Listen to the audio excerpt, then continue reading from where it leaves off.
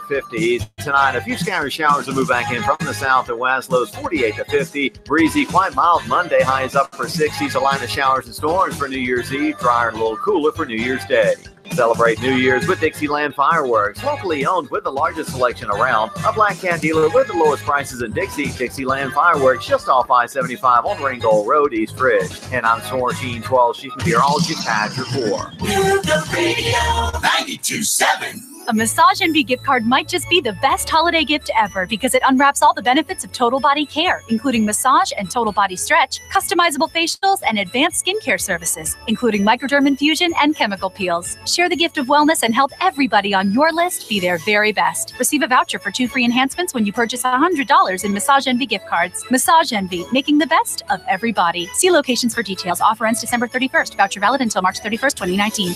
Visit Chattanooga's Massage Envy at Hamilton Place Mall and in the Target Shopping Plaza, Hickson. Welcoming Warren and Griffin here to the advertising team at Nougat Radio. Right now, through the 31st of this month, they will match up to $1,000 any donation or contribution you make to the Fallen 5 Memorial. Now that is being a good community citizen. The station you hear everywhere.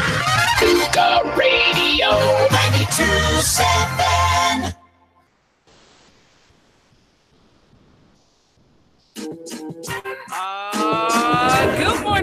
Good morning, beautiful people here in the city of Chattanooga. You know what it is? It's your girl Marie Mott with the Marie Mott Show. I'm taking it from the streets to City Hall to the mayor's office. Can't leave out the police department.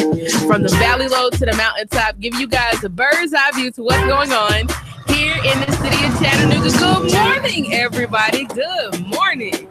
Good morning. It is the last day of 2018. Oh my goodness. We have made it through a year that's been filled with lots of ups and downs, good and bad, but that is life, right? Everybody wants the flowers, but sometimes we don't want the rain, and you have to have the rain before you can have a rainbow and before you have flowers. It's a part of life. And so, but even though we've been through a lot this year, I am still optimistic and encouraged that the best is still yet to come, that we are going to press forward in 2019. And hopefully that we've learned some things this year. We know how to do some things better as we go into the new year. And tomorrow, I'm super excited that not only will it be a new year, but I get to bring in the new year with my brother. I got a creative today, and I'll have a creative tomorrow. I have Mr. Caleb with me, Caleb the poet. What's up? How y'all doing? Caleb the poet is here with me today, and this young man is brilliant, comes from a very successful and creative family, a family of creatives. This young man is a fellow Cole World fan, like J. Cole fan, and y'all gonna stop hating on us. Got to. Because he is the GOAT. Let us breathe. Cole World. But this young man, I've met this young man this year, and we have had several events that we've been to together. We've worked on a campaign together. We've done quite a few things together.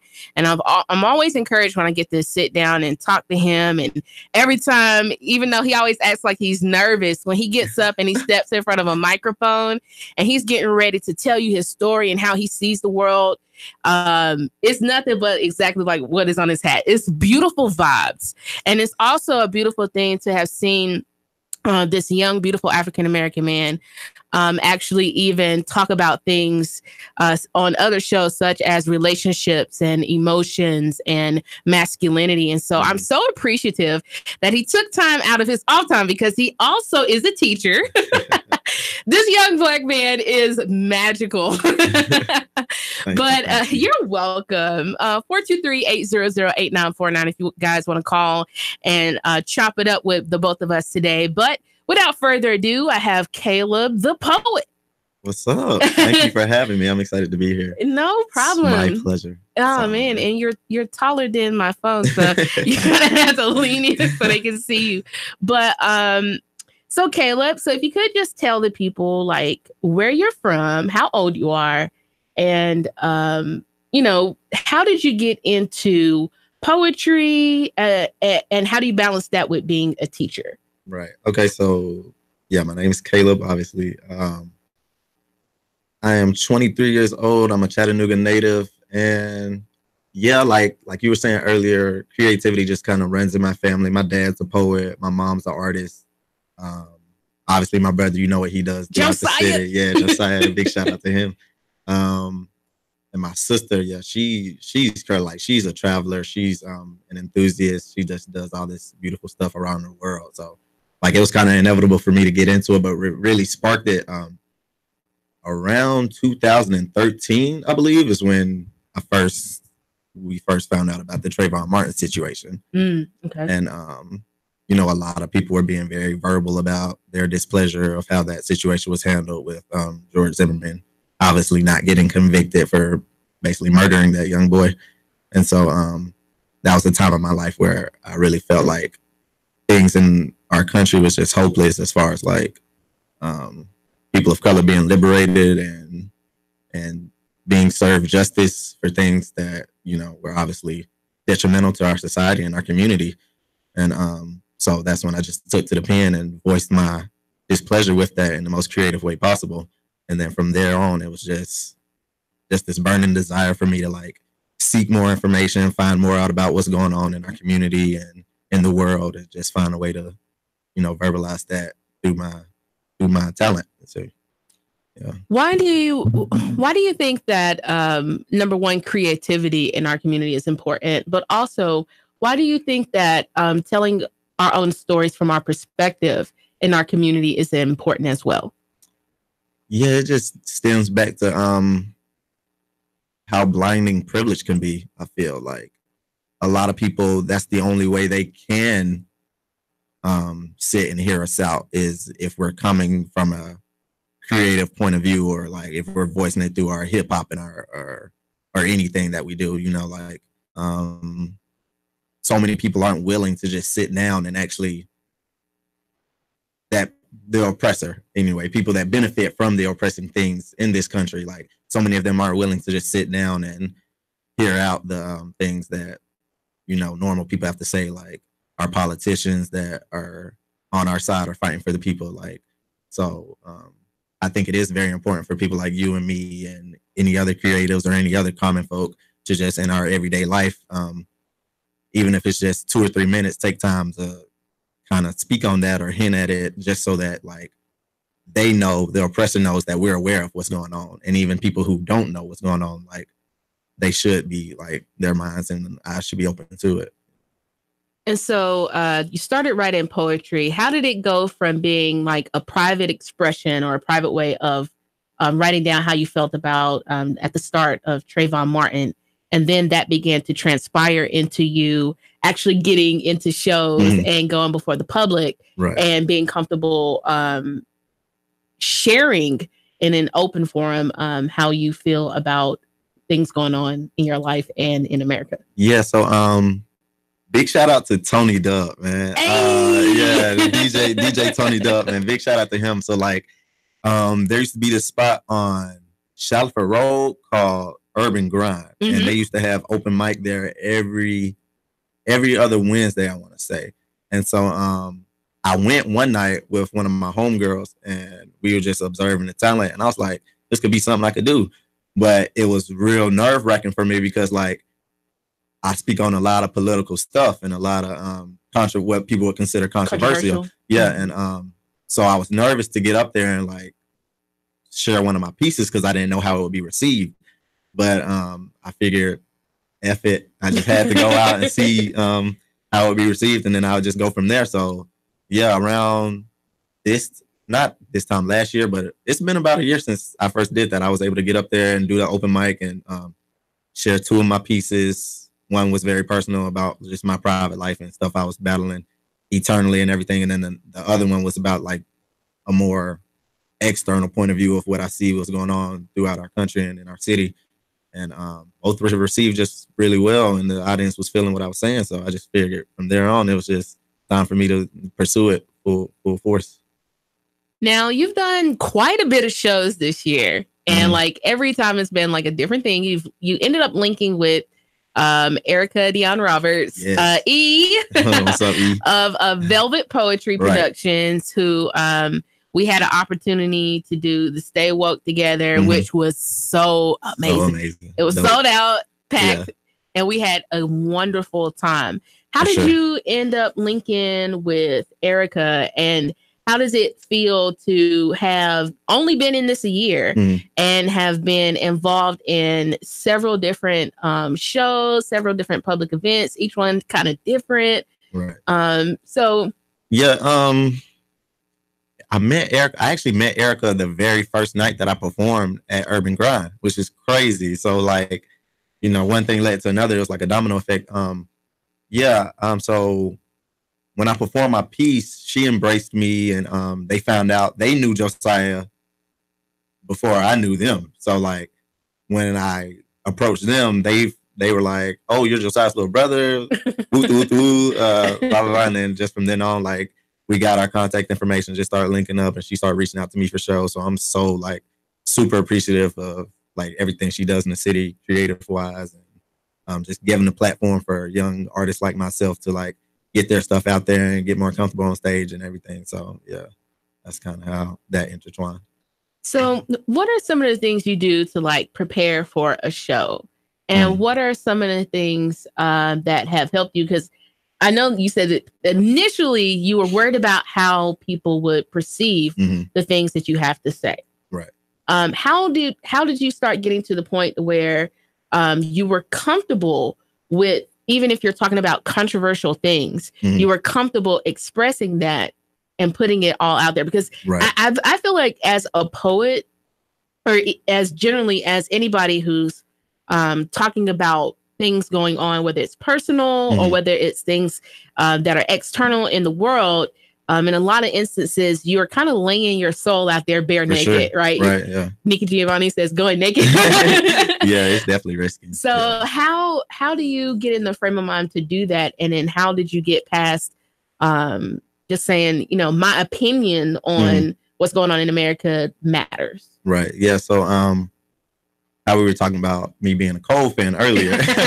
Like, so first I always like, I try to take at least 5 minutes out of every day to just meditate and just get in the frame of mind that there's more things important than just, you know, this physical realm that we live in from a day to day. Like, I take spirituality very seriously, and I just feel you have to find something that's bigger than you to stand for and to put all your energy into. And then, so that's one aspect of it. The other aspect is like me growing up and being real heavy into like music and hip hop and everything. Cole is a big inspiration. Kendrick is a big inspiration. Meek Mill, as of late, has been a big inspiration. Jay-Z, just a plethora of artists that, you know, they've already reached this height of like their stardom and their fame and everything. And like they got all the money and all the accolades, but yet they still sacrifice their names and their livelihood. Yeah, sometimes. basically just to like speak out and, you know, talk about stuff that not every mainstream artist is talking about. And I just feel like that's really important, because like I feel if you know what's going on, if you see everything that's going on and you're aware of it and you're conscious, then you have an obligation. It's not just something that's just for fun, or it's like just a trend or anything. It's like you can't do anything else but speak out on what you feel needs to be addressed. So I feel like me listening to them prior to me doing something and just getting in that zone, maybe turning on the news or flipping back to an old story, reading about some of the history, that's very like encouraging for me to just, you know, keep my head on straight and keep doing what I've been doing, because I know like my work is important in a way, and in the most humble way possible. Like I know my work is important. Absolutely. And how does it feel to most definitely be a young African-American man being out here on the stage, talking to people about what's going on, and then at the same time going into classrooms with our babies and our For children and teaching them as well? For sure. Yeah, it's very, it's one of the most balancing aspects of my life, because like, while I have my certain view of what's going on in the world, I know that at the same time, that view doesn't coincide with everyone else's. Even if I feel there's other people who their view on the world is sort of oppressive or detrimental to my people, I still have to take into account that they're entitled to their opinion. Yes. As ill-mannered as it may be, they're still entitled to it. And I can't carry that with me into a classroom when I'm going to teach these babies, because like I just have to like remember I'm here to promote love and help these kids be educated, and I have to do that in a way where I'm not forcing my personal views onto them. So it's it can get conflicted at times, because I can see where there are certain kids who may be being brought up in a way that is displeasing to me, but at the same time I just have to combat that with just love and care, and just so yeah, it's been balancing, and it's helped me mature in a lot of ways. So I'm very appreciative of that. But I wouldn't trade my teaching career for anything. I love that. How did you get into being a teacher, especially so young? So this is quite a long story. All right, so how much time do we got? Make sure I got time to tell it. We got 5 minutes. All right, so yeah. So basically, I played basketball from 5th grade all the way through my sophomore year of college. I was hooping. Hoop was life. Hoop dream. I was trying to go to the league, go overseas, all this. Yeah, like, okay, so basketball was what got me to go to college in the first place. I just wanted to pick a major that was just going to be easy so I can make straight A's and then go straight. Like, as soon as I got through playing in college, I go play overseas somewhere, this, that, and the other. So I picked early childcare education thinking this seems easy. I get an easy A, blah, blah, blah. It was not that at all. Like, so, yeah, like when I actually got into the field of early childcare education, I was just taking classes and everything. Eventually, like, I started really taking an interest in it, and I was like, fell in love. And like, this was at the time I was working at Walmart, and I hated that job because I was getting overworked, and not to shatter Walmart's name or nothing on the air, but it wasn't a good situation for me. Not saying anybody else that works at Walmart can't enjoy it, but for me, it wasn't a good situation. So this was in the midst of me taking my early childcare classes, and a lady by the name of Mary happened to come through my line one day, and she was like, she happened to be the cook at a daycare center. And she asked me, and she was just all in my business, which I'm very appreciative of now, but she was all in my business. She asked me what I was doing with my life. And I was like, I'm playing basketball at the school called Georgia Northwestern, and I'm taking early childcare classes. And she was like, well, if you like kids, you need to come on down and work at the daycare center. So I was like, all right, I figured, why not? I went, filled out the application. Around 2 months later, I got the job, and that was my first gig working with children. And I just absolutely fell in love. Like, shout out to Mary, shout out to Mignon Kent. She's the director at that center. And like, they literally treated me like family. And when it came time for me to depart, like, I literally had tears in my eyes, because like, built a relationship. Yeah, I was in a relationship with the kids, my coworkers, my director, everything. So like, yeah, just from then on, I just knew that it was one of my callings was working with kids. And like, this was close to around 4, maybe 5 years ago, and ever since then, it's just been full force. I haven't worked anything else but childcare, with other side gigs here and there. And out of these past 4 or 5 years, I really felt like there hasn't been a day where I've had to like dread getting up to go to work. Like, I truly enjoy waking up, going into a classroom, seeing the smiles on the kids' faces. And of course, it can be taxing at times and exhausting, because kids are going to be kids. Exactly. But at the same time, like, to know that you're like having an impact on the next generation, and to know that, they take pleasure in being around you and being in your presence and everything. That's just a beautiful thing. I love it. So, and what is the age range of the children that you work with? So my first childcare job was, I was a floater and an assistant teacher. So I was primarily with 4 and 5 year olds, like right before they get into kindergarten. So that was kind of special, because you're like you're like the last source of information and growth before they actually get out into actual school. And so I was primarily with them, but I was working I was a floater in the whole center. So I was like, 1 minute I could be in a 6-week-year-old, like a newborn. And then the next minute I could be with a 5-year-old. So I had that was pretty fun. And then after that, I went to a Head Start out in North Georgia. And I was with 2 and 3 year olds primarily.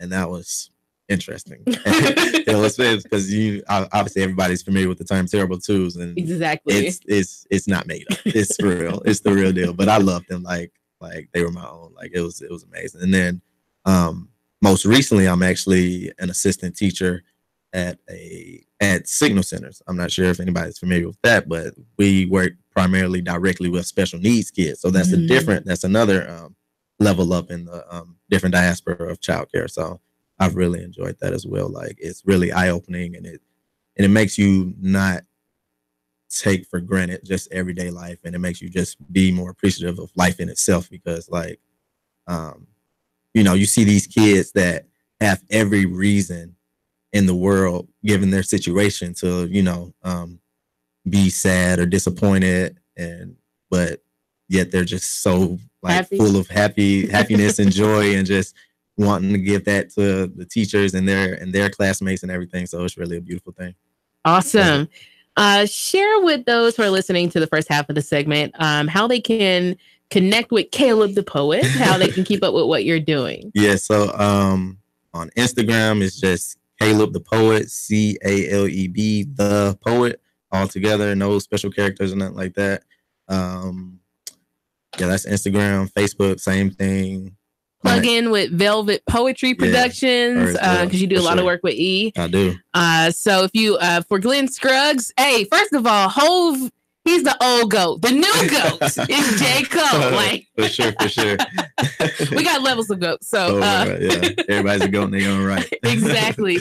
But for Glenn Scruggs, Velvet Poetry Productions with Erica Dion Roberts.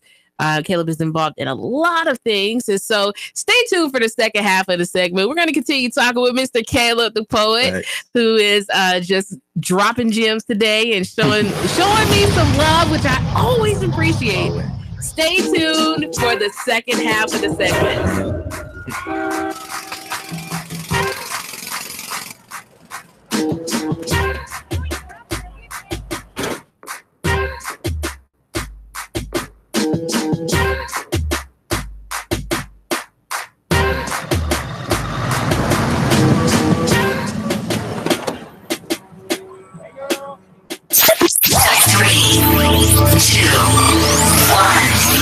Chattanooga Radio, Digital FM 95.3 HD4, 92.7 FM's news now. Police on the case after a man was gunned down in Chattanooga. Reports say he was taken to the hospital where officers questioned him. The call came in around 9:30 in the morning on Sunday. The 30-year-old victim expected to recover. The CPD on the hunt for the would-be killer. The police say that a man was hit by a train Saturday night on East 25th Street. His name was not released, but he's in the hospital in critical condition. The police and the CSX trying to figure out what exactly happened. 4 residents are going to have to ring in the new year in a different house. Reports say a fire broke out at a home on Kemp Circle just before noon on Sunday.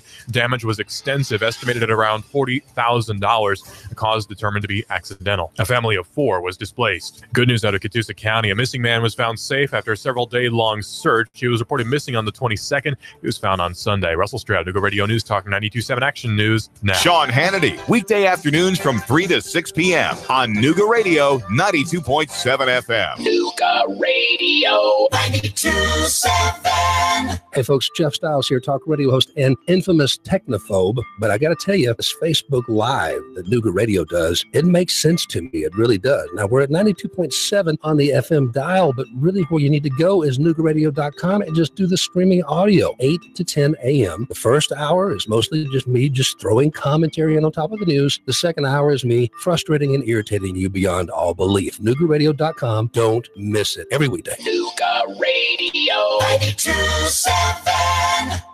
You want more business. You want to increase your bottom line. You want to spend less on advertising, imaging your business, and general expenses. You need Trade Bank. When you join Trade Bank, you'll get the benefit of free advertising in our monthly magazine, TradeBank.com, emails, and mailouts. Join Trade Bank now and receive your Trade Bank debit card with trade credits to spend any way you want. Trade Bank of Chattanooga. Call now for a free consultation. 877-2202. That's 877-2202. Trade Bank of Chattanooga. Your home is a constant work in progress. Repaint the walls? Yeah, easy enough. Leaky faucet? There's a video for that. But roof repair?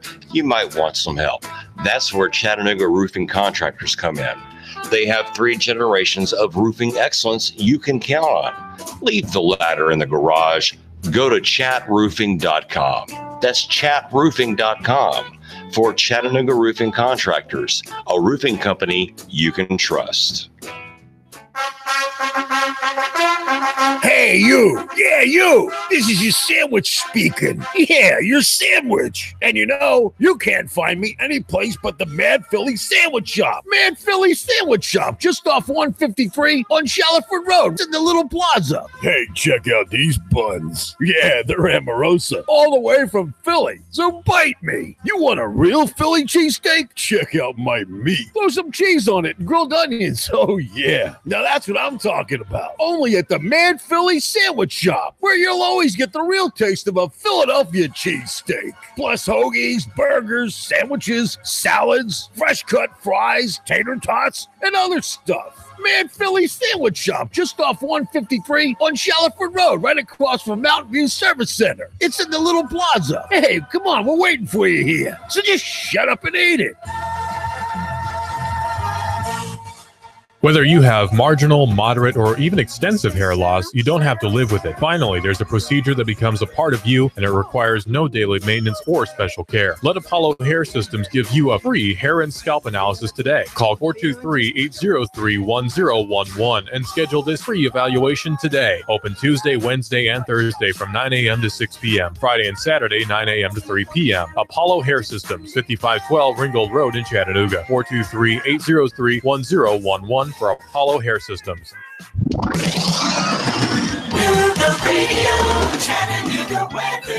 You've got lots of clouds, breezy, and warmer weather out there for your afternoon. Highs into the upper 60s. For New Year's Eve, showers and storms will march in from the west. They can be briefly strong. Lows into the lower 50s. Drier for New Year's Day. High 60 to 62 with more rain returning for the midweek.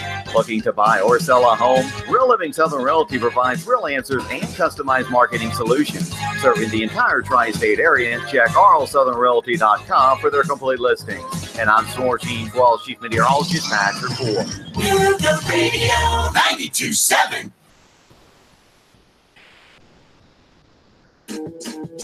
Oh, we're back for the second half of the segment of the Marie Mott Show. Here with Mr. Caleb the Poet, one of the hottest, and I do mean that from the bottom of my heart, one of the hottest poetry artists that we have in the city. Thank you. He's up and coming. He's in the game young. That was one of the things at the Kwanzaa celebration this past weekend where you burnt it down. Man, shout out to Alive the Poet. Oh my God. Kanika. Oh, D-Hall. D-Hall. Demond. Golly. Erica. Everybody. Killed it. If you weren't there, you definitely missed a treat. But you know, one of the things that Alive the Poet said was that he wished he would have got into poetry and taking it seriously at your age. And I thought that was like big ups to you that you were doing the same thing. Yeah. And so, again, for those maybe who are tuning in to the second half of the segment that are just now listening, I have Mr. Caleb the Poet here, who is not only a poet, but also is a teacher. Teachers have a very special place in my heart because teachers really do make the difference as far as children's life. I can think about all of my favorite teachers. I know I remember them by name, and I've been out of high school for like a while.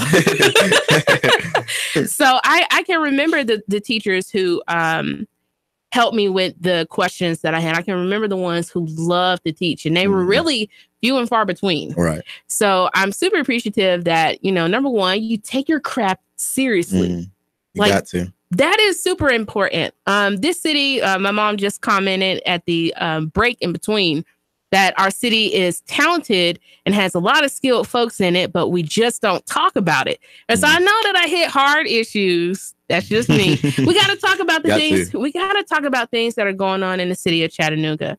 But on that same note, my platform is not just about, if I just talk about all the bad stuff that's happening in the city, people are eventually going to be like, oh, that Marie, good God, we're just going to stop listening to her. But I'm also intentional in plugging in people who are doing positive things in the community. Number one, especially for, so there is this perception that if you're an artist that you have to be starving, and I do not believe that.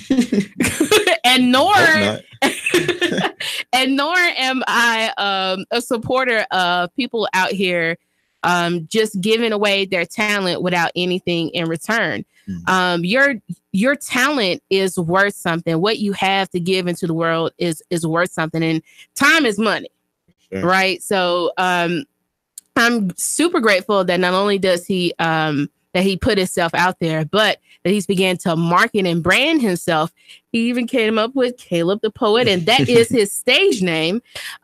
So what are some of the things that you're looking to do? Because you have quite and when I say I'm super impressed, I mean that. Like, I'm super impressed. Like, you have such a catalog of shows that you've done in the past year. What are some of the things that you're looking to do in 2019 and some of your big goals for the new year? Right. So what I'm currently working on now is actually so a lot of people don't know, before I tried my foot in poetry, I was really into rapping. So that's and a lot of people tell me they can see the correlation in a lot of my work. They can see how I got my roots were kind of rooted in, hip hop and everything. So you said what I got coming up this year? What you got coming up, and what are some of the plans that you have for 2019 or goals? Right. So what I'm working on right now is actually a project that's going to be kind of just a lot of my pieces over some good music. Okay. And shout out to the person who's going to be on your show tomorrow, Anthony Wiley. He's going to be helping produce a lot of my upcoming project. That is a bad Tobias. man. Yes, he is. He's very multi-talented. Tobias DeWitt, TD Witt, he's going to be helping produce. So I'm excited to work with them closely on this project. And then as far as anything else for 2019, I definitely want to get my name out there more. Just take all the opportunities that are presented to me. I kind of want to put on my own thing.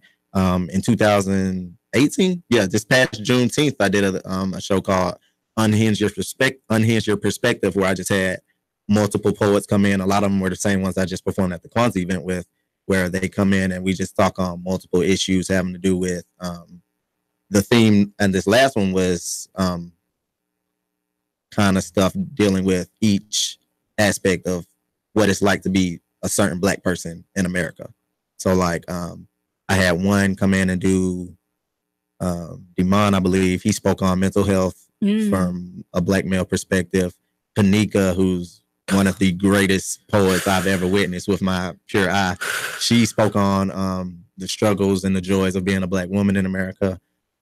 D Hall spoke on police brutality and everything, and just so on and so on. So a lot of the poets spoke on gentrification. It was hosted by Jody Harris, who did a phenomenal job. He was excellent. He just takes it to another level as far as knowledge and history and what it's like to be, a Black male in America, or a Black person, period, in America. So I'm hoping to work with a lot of them closely again, because I want to do a show in February that's kind of rooted around just love and not necessarily taking a break, but drawing attention, because I feel like as Black people, we get so caught up a lot of times in what's wrong with the country and how we're disadvantaged and everything that's just part of our oppression, that we don't often get times to enjoy the other aspects of just being a basic human being growing up in today's world and society. So I feel this upcoming show in February is going to give us a chance to tap into issues of the heart and everything. So I'm excited for that. And I'm going to be looking forward to that, sure. because I'm all about love, and in particular agape love, which is unconditional love. So one of the things that you talked about a little bit on the first part of the segment was that you are into meditation. So what are the reasons that you got into meditation, or why do you meditate? And who was there a particular person that introduced you to meditation, and why do you practice it? Right. Well, growing up, I was raised in a very Christian dominated household, and I at this point in my life, without giving too much of my personal information away, I wouldn't say I'm too necessarily religious, but at the same time, I've definitely taken those spiritual aspects that are presented from religion and I've applied them to my own life. So definitely prayer and just, being at one with your higher conscious. And I feel like meditation is just kind of something that just came on its own because I've always been kind of introverted and to where I just don't really, I don't really necessarily be out and about like that or be interacting with groups of people. Tons of people. So I spent a lot of time alone, and I just found that alone time translate instead of just thinking all the time when I'm by myself. I could take that same time and just kind of, chill and mellow out. Don't be on my phone. Don't be listening to music. Just enjoy the present moment and just be at peace with it. And then another plug, I got introduced to Wiley, and he's real huge on meditation. So just my conversations with him and other spiritual leaders within our community that I've had the pleasure and the blessing of just interacting with and talking to and just getting tips and hints and me finding my own information upon research and just reading and looking up videos and stuff. I've just been able to find a space to where I could just enjoy my own definition of what meditation is to me. So, I feel like it's something I've definitely heightened and taken seriously more in 2018, hopefully carry on into 19. I appreciate that because Anthony, he's a light beam. One of a kind. Which is why I'm super appreciative that he's going to be on the show tomorrow. And I was like, yes, right. Get to have Caleb today and Wiley tomorrow. And so, as a matter of fact, the first time I ever meditated with the individual was with him. Mm-hmm. Yeah. And that was at the State of the City address with the Hamilton County Black Caucus. Uh-huh. I was so nervous, which is weird because I came from a Christian background, right? Grew up in church all my life, singing, playing drums, doing all this stuff. And I've never been nervous to talk to people, but I am introverted, which people are always like giving me mad grief about, like, Marie, that's not possible. Right. I don't see it at all. So, but I'm usually by myself. Yeah. I don't roll with a whole lot of people, and I do have to have those times. And it's a learning process being an introvert in an extroverted world. Right. Yeah. Learning how to take care of yourself, because especially if you are a creative, that means you're a giver. Yes. And one of the things that he really introduced me to, because that's not really something that is talked about a lot in Christianity, is meditation. You hear prayer, which means that you're asking for something to be given unto you. And a lot of times, but meditation is just being still. Exactly. Resting and as I'm trying to think about how Wiley would say it, unburdening yourself of this rat race of a life that we're kind of caught into, get up, go, job, work, make money, drink coffee. Right.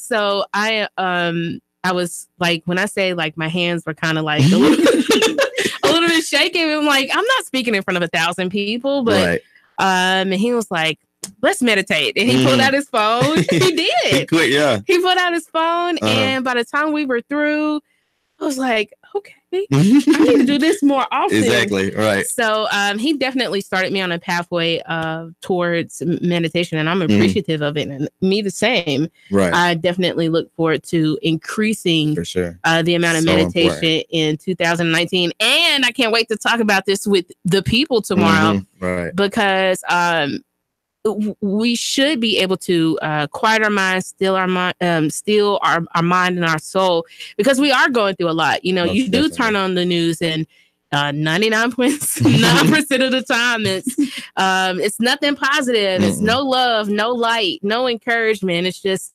bad for the most part. And so I'm appreciative of having a platform where people can legitimately talk about positive things like being an artist in the city of Chattanooga. And one of the things that I would like to get your opinion on is that I've noticed that you've consistently said, this person brought me in, or this person organized this. How does it feel to work with other Black creatives in this city, as well as a large number of African-American male artists in this city? And it be a situation where you guys are breaking stereotypes, because a lot of people have a perception of inner city young people, of Black people or people of color in the inner city. And we get together, we don't have drama. We don't have, we get together and we have peace, love, and positivity. A great time. Right. How does that feel? It's like words really can't describe like my feeling towards it. It's truly a blessing. Like how I came in and just all these people with just arms wide open. Like, cause a lot of times, like, and especially in a smaller city, you have a lot of people that want to tear each other down for whatever reason. It's like they don't feel there's enough shine to go around, or they're just so focused on themselves and themselves making it that they're not like willing to reach out a helping hand to somebody else who's trying to be up and coming and everything. And I just feel like in chat, we don't really have a lot of that. Like, of course, like anywhere you go, there's going to be people that hate on you or try to tear you down or slander your name or anything.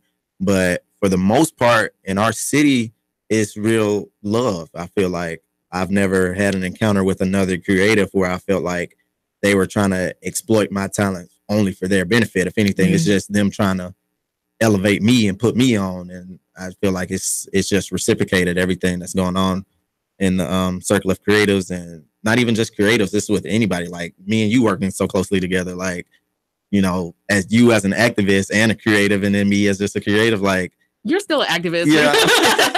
I try. I do. I'm trying to get to your level, but I'm trying. Yeah, it's just real all love and everything. So I'm really happy that we can come together and just break all these stereotypes that, you know, Black people are savages or they tear each other down. But no, it's like in our city, it's really love. Like, you know, everybody wants to see everybody else do great, you know, like, and so that's just a true blessing to not have to worry about, oh, I don't know if I can do this or that in front of this person or that person because of how they might receive it or what they might try to do with my talents or anything. No, I can just be natural and free. And I feel like that's just such a convenience that a lot of cities and people don't have. So I definitely don't take it for granted. Like, and I embrace all of it. Like, it's beautiful. I agree because it may have been a couple of months ago, I was watching an interview with the Prophet Boosie. And one of the things he was talking about why he moved away from Louisiana was that he said, you know, people get hypnotized with hatred. Right. And I was like, what? Like, he's like, you know, and so he broke it down. He said, you know, it's crazy. It's enough shine for everybody. Exactly. And he felt that way. He said, but, you know, people get in the car and they partner bumping Boosie. Or people get out of the house and their girlfriend bumping Boosie. And then they go downstairs and the children bumping Boosie. Yeah. And nobody does that. Like one of the things that, again, Alive the Poet talked about was a couple years ago, there wasn't even the space for creators to come together, and we've created spaces for us to come together, whether it's poetry, even with shout out to my peeps with the Black Hangout that have consistently had spaces where we come together as young African-American people and talk about mental health, we talk about what's going on, we cleanse our soul, we cry, we laugh, we eat good food. So necessary. Yeah, for sure. So and one of the things that you may not know about this young man, he says he's trying to be an activist, but he already is.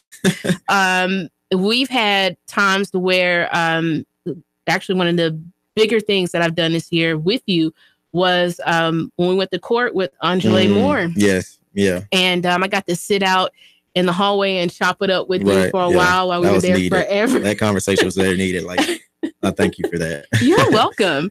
And you've been involved in marches. You've been involved in a campaign this year. So how does it feel to look back over this year and to see not only have you done just working with children in school and then doing your poetry thing, but how does it also feel to be an active community member tackling issues going on in the community? Right. It's been very eye-opening, and there's a certain element of like sadness because I feel like the whole point of activism is to get to a point where you don't need it, you know? So like, while I've been so open and expressing my displeasure with a lot of the detrimental things that are happening to our people in the city and in the world, I've also like tried to maintain and keep a level of optimism that, you know, one day our people will be redeemed, and one day like it'll just be like it's not necessarily realistic, but at the same time, there's no point in fighting if you don't think things will get better, you know. Absolutely. So like I've definitely taken joy in putting myself out there more and making sure that my other common people know that I'm their brother, like, and I'm here for the fight just as much as you are, and like I'm willing to sacrifice a lot just for the greater good of the people, you know. Like J. Cole said, I'm not a man of the people. He said, hold on, what did he say? He said, just a man of the people, not above but equal. So yeah, I take that to heart. Like it's very crucial that people know where you stand, because I don't want to misquote whoever said this, but somewhat a great activist in the history of activism said, to be neutral in times of oppression is to take the side of the oppressor. And I'm paraphrasing, but that it was close to that. And I just feel like, you know, you have to make it known nowadays where things are so dire that, you know, you are an advocate for, you know, justice and freedom and unity and everything else. So like, and another thing, this year alone, like I've always been the type to make it known that I'm against police brutality. I'm against injustice and economic injustice and just anything oppressive that's happening to Black people. But another thing this year, meeting people like Ayanna Clemens, Nathan King, that's opened me up to a different level of activism. What was kind of what I was talking about in that post I tagged you in last night, where it's like there's so many things that have to be advocated for. And it's like and it's fine if there's one area where your focus is, that's completely fine. But I feel like to take a role as an activist, you should make yourself accessible to anybody who's like receiving oppression, you know. So that's definitely something my eyes have been open to this year. So it's been a journey, and I feel like it's something that's continuously going to grow, and I'm going to have times where it gets hard, and I just have to realize that and take the good with the bad and just, you know, keep putting one foot in front of the other. What's one encouraging thing that you can leave for the people as we close out in 2018? Man, chase your dreams. Like, you don't want to get to a point in life where you're looking back and you wish you would have did this or wish you would have done that. Like, reach out to that person, forgive them, ask them for forgiveness, tell people how you feel at all times, like, and just, you know, be somebody who people can depend on. For sure. Y'all know what it is. Marie Mott with the Marie Mott Show. Caleb the Poet. Man, if no one has taken the time today to tell you that they love you, I love you. And guess what? It's absolutely nothing that you can do about it.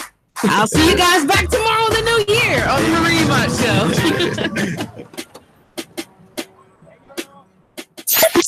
3, 2, 1.